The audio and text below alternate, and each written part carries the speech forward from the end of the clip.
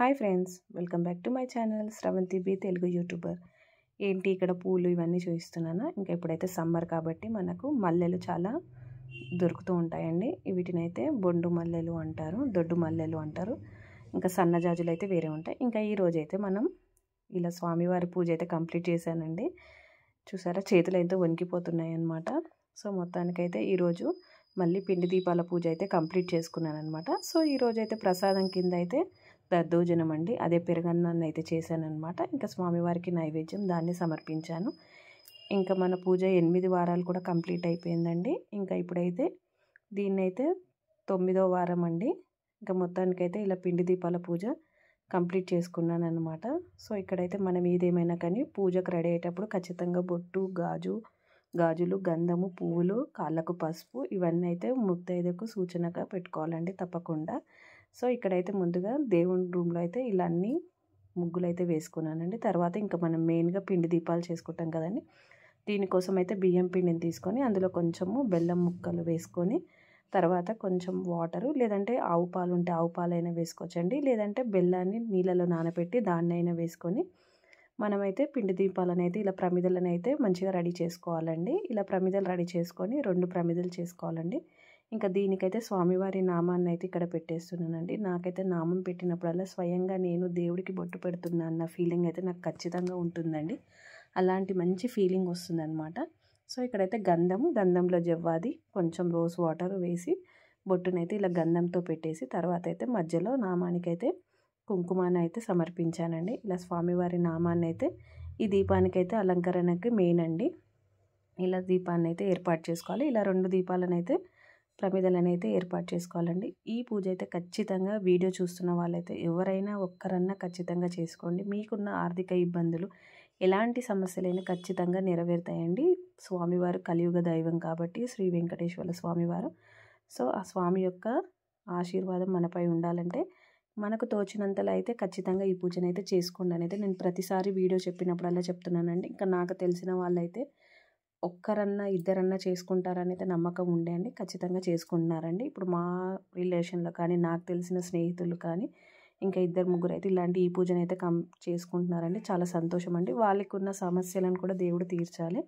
ఇలా మనము చీకట్లో బాధపడుతూ ఉండి ఇది సమస్యకు దారి తొడగట్లేదు, ఎలాంటి మార్గం కనిపిస్తుంది అనుకున్నప్పుడైతే ఇంకా మనకు దేవుడే దిక్కండి. నిజానికైతే దేవుడు తలుచుకుంటే జరగదంటూ ఏదైనా ఉండదండి. మనల్ని మంచి చేయాలన్నా అంతా ఆయన భారమేనండి.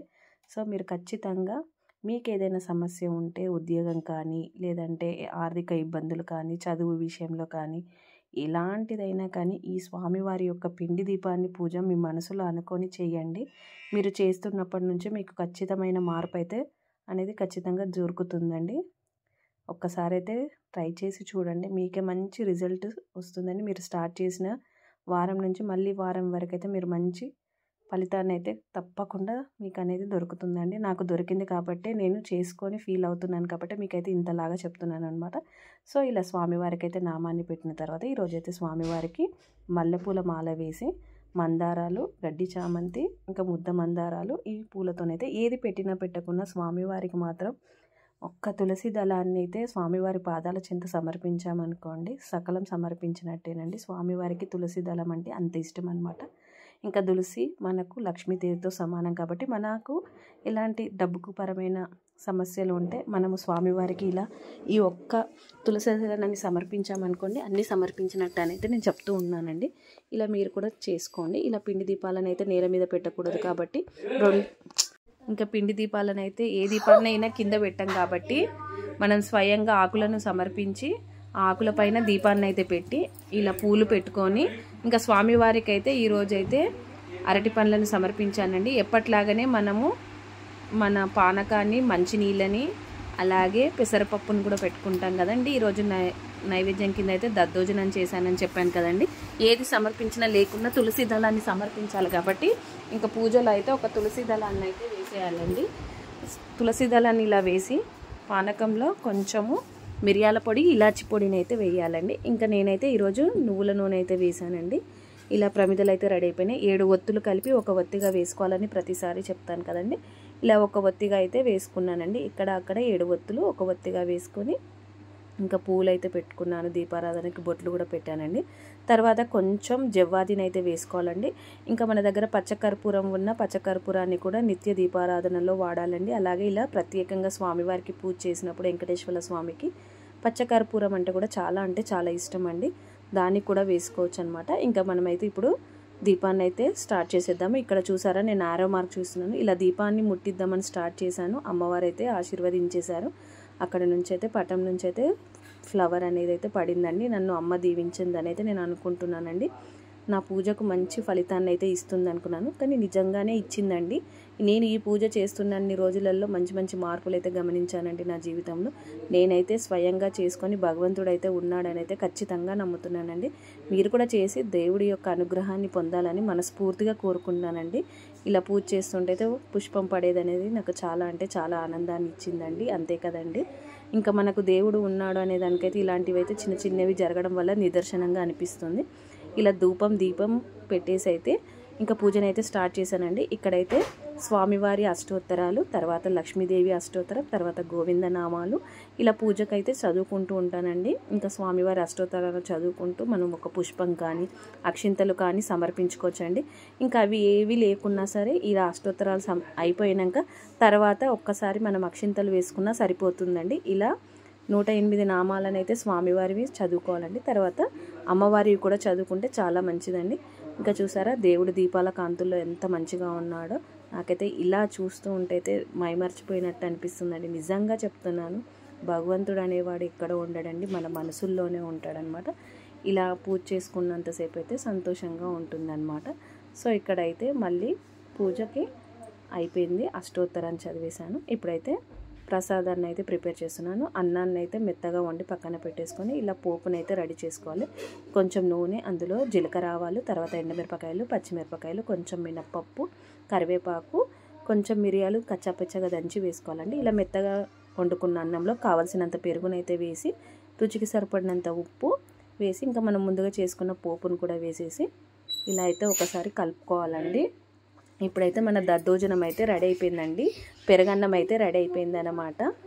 సో మొత్తానికైతే స్వామివారికి ఈరోజైతే ఒక్కొక్క వారం నాకు తోచినంతలో ఒక్కొక్క ప్రత్యేక ఐటెంని అయితే చేసి అయితే పెడుతున్నానండి. ఇంకా అలాంటి వీలు పడని వాళ్ళైతే స్వామివారికి వడపప్పు, పానకాన్నైనా సమర్పించుకోవచ్చండి. లేదు అనుకుంటే ఒక బెల్లం ముక్క అయినా పెట్టవచ్చు అనమాట. సో ఇలా అయితే అన్నం రెడీ అయిపోయింది. పైనుంచి కొంచెం కొత్తిమీరని కూడా వేసాను అనమాట. ఇలా స్వామివారితో పాటు ఇంట్లో వాళ్ళు కూడా ఈరోజు అన్నంలోకి అయితే పెరగన్నాన్నే తినాలని చెప్పాను అనమాట. ఇంకా అందరికీ తగ్గట్టు చేశాను. ఇలా స్వామివారికి అయితే ప్రసాదాన్ని ప్రిపేర్ చేసి ఇంకా గిన్నెలో అయితే తీసుకుంటున్నాను. ఇంకా పూజ అంతా అయిపోయినాక అయితే స్వామివారికి అయితే ఈరోజు నైవేద్యాన్ని పెడుతున్నాను. కొంచెం చేతులు అనేది షివరింగ్ వచ్చేస్తుంది అనమాట. మొత్తానికైతే ఈరోజు స్వామివారికి మంచి తెల్లటి స్వచ్ఛమైన పెరుగుతో చేసిన ప్రసాదాన్ని అయితే సమర్పించాను అనమాట. ఇప్పుడు ఇక్కడ స్వామివారికి మరొక నైవేద్యాన్ని కూడా వడపప్పును కూడా సమర్పిస్తున్నాను. పెసరపప్పు నానిన తర్వాత పెసరపప్పును ఒక గిన్నెలో వేసుకొని కొంచెం బెల్లం ముక్క వేసి స్వామివారికి ఈ వడపప్పు అనేది కూడా సమర్పించాలండి. స్వామివారికి ఇది చాలా ఇష్టం అనమాట. ఇంకా ఏది ఉన్నా లేకున్నా ఇవైతే ఖచ్చితంగా సమర్పించుకున్నా చాలండి. చూసారా, మొత్తానికైతే పూజ కంప్లీట్ అయింది. ఇంకా ఇప్పుడైతే శ్రీనివాసుడికి హారతిని అయితే ఇచ్చేస్తున్నాను అనమాట. ఇంకా నాకు వచ్చిన పాటనైతే పాడేసి మొత్తానికైతే స్వామివారి పూజ ఈరోజైతే మంచిగా జరుపుకున్నాను. ఇంకా నాకు అందులో ఇలాంటి అద్భుతం జరగడం అనేది నాకు చాలా సంతోషాన్ని ఇచ్చిందనమాట. సో మీరు కూడా ఒక్కసారి మనసారా స్వామిని కోరుకోండి. మీ కోరికలు ఏవైనా తప్పకుండా నెరవేరుతాయి. ఇలా పుష్పంతోనైతే వాటర్ని చుట్టూ తిప్పి నైవేద్యాన్ని సమర్పించి స్వామివారికి చూపించి ఇంకా మనం కూడా హారతి అనేది కళ్ళకద్దుకోవాలన్నమాట. ఇలా పూజ అయితే ఈరోజు మొత్తానికి కరెక్ట్ టైంకి అయిపోయిందండి. సో ఇలా పూజ చేసుకొని హారతిని అయితే తీసేసుకొని స్వామివారికి మనస్ఫూర్తిగా నమస్కారం చేసుకుంటున్నానండి. ఇంకా అన్ని నామాలు, అష్టోత్తరాలు అన్నీ పూర్తి చేసిన తర్వాత ఫైనల్గా మళ్ళీ ధూపం, దీపం, నైవేద్యం సమర్పయామి అంటాం కదా, ఇవన్నిటిని కూడా వేసాను అనమాట. ఇంకా అక్షంతలు అయితే వేసి స్వామివారిని మనసారా అయితే ఒక్కసారి గోవింద గోవింద శ్రీనివాస శ్రీ వెంకటేశ గోవింద గోవింద అంటూ అయితే ఒక్కసారి ఆ 7 కొండల వాడిని అయితే కోరుకుంటున్నానండి. ఇంకా పూజ కంప్లీట్ అయిన తర్వాత ఇంకా మధ్యాహ్నం అయితే నేను మా పిల్లలు, ఇంకా పిల్లలకు హాలిడేస్ కాబట్టి అందరం కూర్చొని అయితే ఇలా భోజనం అయితే చేశాను. ఈరోజు చారు, అలాగే దొండకాయ ఫ్రై, పెరగన్నము. ఇంకా ఈరోజైతే వీడియో అయితే మొత్తానికైతే ఇదేనండి. ఇంకా ఈవినింగ్ అయితే యథావిధిగా గోమాత అయితే ఇంటికి వచ్చేసిందండి. ఇంకా దానికైతే బీట్రూట్ని అయితే పెట్టాను. ఇంకా ఈరోజైతే వీడియో ఇది నచ్చింది అనుకుంటున్నాను. లైక్ చేయండి, షేర్ చేయండి, సబ్స్క్రైబ్